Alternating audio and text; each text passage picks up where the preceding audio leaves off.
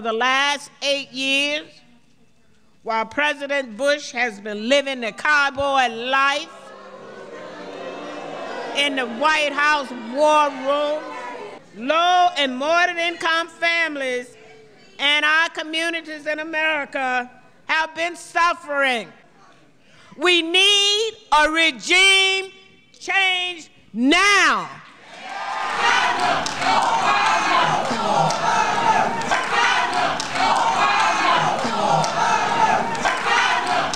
Religion has been a bit of a problem in recent times. Here's the good news.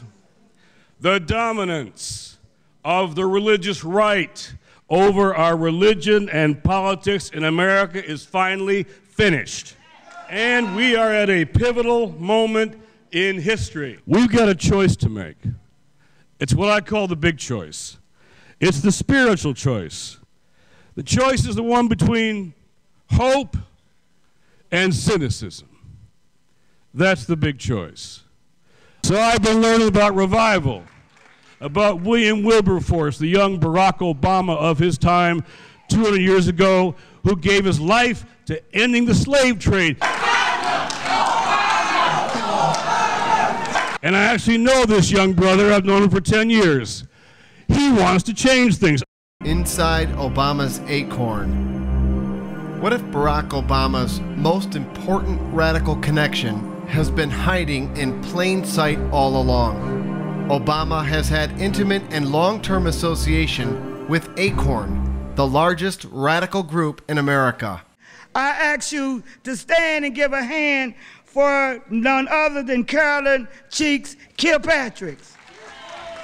Let's take over the world, Acorn. Since 1970, you have been the leaders, the speakers, the organizers. Don't stop now. We're about to win and get a new president. Are you ready for that? All right. Supposedly, Acorn's political arm is segregated from its nonpartisan registration and get-out-the-vote efforts. Case study, this nonpartisanship is exceedingly difficult to discern. And I believe with Acorn's help, we're going to elect a new president. He'll be a Democratic president, and his name will be Senator Barack Obama. We need your help. We need your help. We need your help. We need all of you to mobilize so that Senator Obama actually wins, begin to make change and redirect our families, our children, keep our jobs in here, and rebuild a new America. Are you ready for that fight? I love you, Acorn. I love you. The nation's largest left-wing group is trying to make a revolution one city at a time, and it is getting results. It promotes a 1960s bred agenda of anti-capitalism, victimology, and government handouts to the poor. America is in total crisis. This war that we're in, longer than World War I, II, Vietnam, or Korea to date. We need a new president. We'll have a new president. And Acorn, you can make the difference to decide that we'll win. Will you do it? Are you ready? Will you fight? We want you to mobilize. There is no reason that gas prices are what they are except we have 2 oil men in Washington, D.C. Do you know that?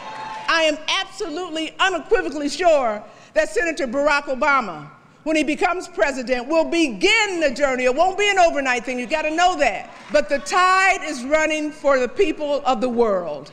America is a part of that world. Let us rise up and build. Obama's Acorn connection is far more extensive. His role as an Acorn leadership trainer is noted. Acorn's radical agenda, undisguised authoritarian socialism. You've got to know and understand that despite the fact that Bush is rich and he's powerful and he's got all of these friends, he has failed as president of the United States of America. He has failed. This has been the worst presidency that this country has ever known. But that's all right, because we're getting rid of his ass. He got to go. Hell, we want a new America. Welcome one of Acorn's longtime friends and my congressman, John Conyers. But we want some regulation. Stop listening to all these people who are talking about let's deregulate this and deregulate that. Acorn's approach: anti-capitalist redistributionism and a push for ever more government control of the economy. No, I'm through with deregulation, aren't you? Because the capitalist predators that are waiting unregulated are going to take advantage of it.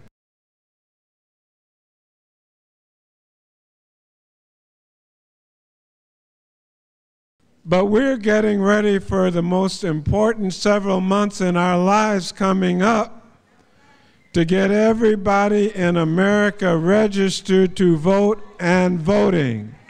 That's number one. Number two, we want to stop these conservatives, especially in Florida and in Ohio, but all through the United States, because we're going to win the election.